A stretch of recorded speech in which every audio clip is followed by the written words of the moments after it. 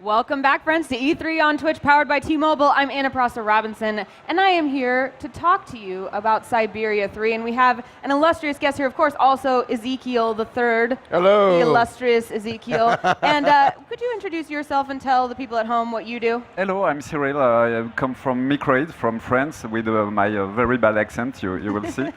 And I'm here to present for the first time the game Syberia 3. It's the first time the public sees it. It's the first time ever. Yeah, no, that surprised me too. Exclusive. That really surprised me. I was like, really, first time? People are gonna love it. Because I tweeted my schedule for the day, and 3 people got back to me immediately. They're like, Syberia 3. Yeah. Well, let's talk a little bit about the Syberia universe, because if people aren't familiar, there has been Syberia 1 and 2. We're still dealing with Kate. So tell us the story. Where has she been, and where is she now? Yeah, for people who knows the game already, if not, they can still play on iPad now.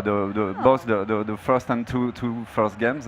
Now the game at Syberia 3 begins about 1 month after the end of Syberia 2. Syberia 2 was the main first adventure of Kate, and it's now finished. It's a completely new story. People who didn't play the game before will be able to enter the Syberia universe. At the end of Syberia 2, Kate have been left almost dead in the middle of nowhere, but by luck, there were the Yukol people, a caravan of nomad people who caught her, brought her to the hospital and in the town of Valsemborg, and it's where we are going to meet her again at the beginning of the game.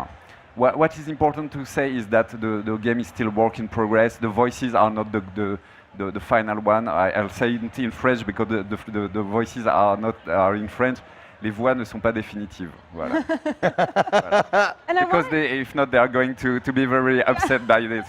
I know that you had the artist being like, I don't want you to see this. Yeah. Of course, for him, it's too early, of course. Even when the game will be finished, he would want the game to be even better. It's why he says that. Absolutely. Well, yeah, imagine chipping away at Michelangelo's David, and he's like, don't look at it yet, I'm not done with it. You know how are the developers. Yeah. Well, and I know that people are very hungry for this chapter because I think it's been quite a while since we've seen it's more than 10 years. A lot of people are asking for the game for a long time, so we have a big pressure, of course. Well, and we get to see actual gameplay, right? I will play at start of the game to explain a little bit of new features in the game. Great.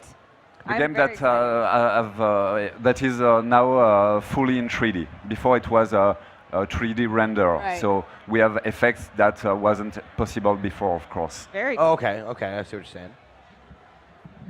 The screen, even the title screen is beautiful. It kind of sets the stage there. And for people, again, who aren't familiar with what type of game Syberia is, you would call this like a adventure puzzle? Adventure puzzle game, with a strong focus on the story, on the dialogues, on the characters, of course, with unique art style. Yeah. And it's a whole universe of of his creation. Yeah, it's the creation of Benoît Socal, but also a team of dedicated people like...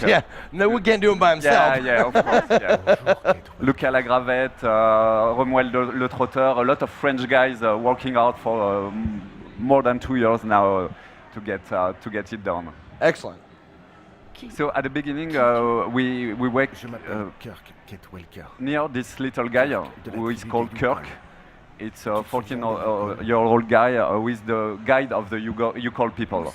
But as you see, he's in a pretty bad shape. Yeah, it looks like it. Yeah, so he's stuck in the hospital, and the Yukol people won't be able to continue their travel as they are nomads without him. Okay. So he plays an important role for the tribe. Very important role for the tribe and the game. Talking with him, of course, I will cut all the dialogues because it's a lot of dialogue exposition explaining what happened the last month, how Kate was here, and it allows people who didn't play the game for a long time or didn't play the game at all to understand everything, to enter easily in the universe. Right. all the first part is done to make the people understand how you play and what is the background. And this, I mean, this is a game that's been 10 years in the making. Yeah, like people have been wanting this for a Not long exactly time. 10 years because it was in standby for a long time, but Sure. But it's been that long since the last game. Yeah, right? yeah, Okay. definitely. Now we can see that I have direct control on Kate Walker with the pad, but with the mouse the control would be different. It have been done to be played both with a pad or with a mouse. Okay, so you can And you do either. now as it is full 3D, I can, with the head of Kate Walker, control a little bit more of the camera than before, of course, and see special details in the background and stuff like that. But for now, I'm going to have to exit this room. For this, I'm sorry. I wish I had more to say, but I'm actually enjoying I'm watching. totally just enthralled. Yeah. And you know, a lot was said about kind of creating this world, and even just kind of looking around this room is something that's very satisfying. The detail and the amount of kind of wear and tear on this room tells you a lot about where you are in the story. And it's not finished. Yeah, right. And I saw the game described once as realistic surrealism. So what does that mean? Okay. Have you ever heard it? Yeah, Describe it that way? It's maybe me who wrote that. Oh yeah, good. I thought. He perked up like, that's my line. It comes from, of course, Benoît Soucal, who is the creator. His goal is to have a realistic world, but each time with a little twist. It's actual teams, but in the special universe. Gotcha. It's not too far from the reality, but it's far enough to be a surreal world. Gotcha. Yeah, that's that. I will show you a little puzzle here. Okay. Push the red button, right? We all know what to do there. Well, not necessarily, because on the side there were instructions. Oh. Yeah, you had I would've just pushed to it, see that's the no problem. instruction.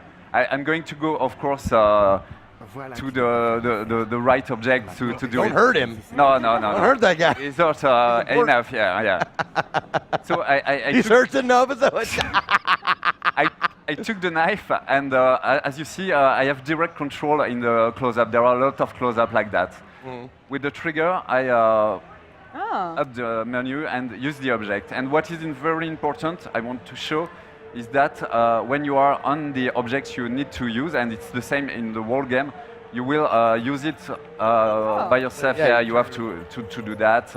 Cool. To unlock, for example, and with the physics engine, you have to put the right place the wire, and now I have to push the button and then to close the little box, and now I can. It's always like that. I like the I don't know if the haptic is the right word, but I love the feedback, like of push, like actually doing something in the game that actually turns something. I saw also, I think it said in the video something about how in every, where you might be used to seeing a cutscene of like, oh, I figured out I use this knife, and then it'll just do it for me. I actually am the one doing each thing, moving each object. That's the idea. The idea is to have more immersion. The idea it was to have more work on of course, the 3D camera now. We have people in the team who only work placing the camera and doing the traveling and stuff like that to make the game more fluid, more cinematic.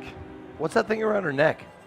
Oh, it's a very important thing. Yeah, even if you didn't play the first two games, you notice that. On the neck there is the art of Oscar. Oscar is people who played the first two games knows that Oscar is a very important character that is an automaton. And very evoluted automaton. Does he have AI? Like, he's like almost a real human. Oh my God, that's awesome. And I'll have to spoil a little bit. I'm sorry, but at the end of Syberia 2, he was destroyed. And, no! Don't say that. I'm sorry, but 10-year spoiler alert. Yeah. Right. And Kate kept his art. That's his art. Oh, that's. the feels. Oh my goodness. Well, we only have, I think, like 2 minutes left. Okay, so let's be sure to get through. I will continue on this gameplay I'm then. So curious to see what will happen. There is a lot more, of course. We are showing to the press now for 3 days, but I will have to stop. Here we are meeting with the psychiatrist. It's a word I hate in English. Psychiatrist, yes. Psychiatrist. And as you see, he looks like a very nice guy. Very warm and welcoming, yeah. In the game, when people looks like bad guys, they generally are bad guys. Good. I like to know who I'm dealing with here. And for now, he's going to put the little Kate in a lie detector. Sit in this chair. A lie detector. Great. Lie Okay. detector. It's a good start. Yeah. As you see, there are a lot of work on the camera placement and the cinematic aspect of the game. It was very important to make the game go another step on this side. You know who he reminds me of? He reminds me of. Do you remember Evil Spock? Spock, yeah, definitely. Yeah, and he had the I goatee. remember. Kind of reminds me of Evil Spock. A little bit Rasputin too. Yeah. There you go. Yeah, sure, you bet. So with him, there will be a long dialogue explaining what happened before to Kate. The player can, of course, lie or tell the truth, but because you know everything with this little machine. The most important mission of Kate Walker, I will finish with that because we have really little time, is that she will try to help the Yukon people who have a sacred mission. Every 10 years they have to go to the sacred lands with their snow ostriches. It's big ostriches, they have their home on the top. And because of man's work, because of catastrophes, the way to this sacred stuff is now very hard to reach. So Kate, with her brain, of course, not her muscle, will help them to reach this final goal. Very cool. No, for people who are into fantasy and stuff like the Dark Crystal and stuff like that. Maybe, yeah. Like, of course, like you were talking about the ostrich. I saw like some like that kind of stuff. I remember that. Yeah. I love new and funky looking creatures like put into a new universe. It's great. They were called snow ostrich. Is that what you Snow said? ostriches. It's Snow very hard ostriches. to say. Yes. I like it. Psychiatrist. Psychiatrist. Snow ostrich psychiatrist. I'm just Say that 3 times fast. Well, I think the game is coming out in December. Yeah, December 1st. It will be on PS4, Xbox One, PC, and Mac. Oh, nice. Yeah. Getting all across the board. And I'm getting Syberia 1 and 2 on my iPad for the plane ride home. Yeah, I'm thinking I might do the same thing. And that's available now, right? Available now. Yep, I can get it. I just have to delete You can get it also on Steam, on Xbox 360 and PS3. And Cool. the game exists also on this platform. Great, awesome. Where can people stay in touch with the game as it develops or stay in touch with you? Oh, the best way is to go on the Facebook page. It's Syberia.series. And all the important infos are put there. And of course, if I do well my job, all the media in the world will speak about it. Syberia.series? Yeah. Cool. Awesome. Well, I, for one, am completely enthralled. Thank you for sharing the beginning of this story with us. I very much appreciate it. Guys, do check out Syberia 1 and 2. Get prepped to play Syberia 3 in December. And don't go anywhere because we have more coming at you from E3 on Twitch.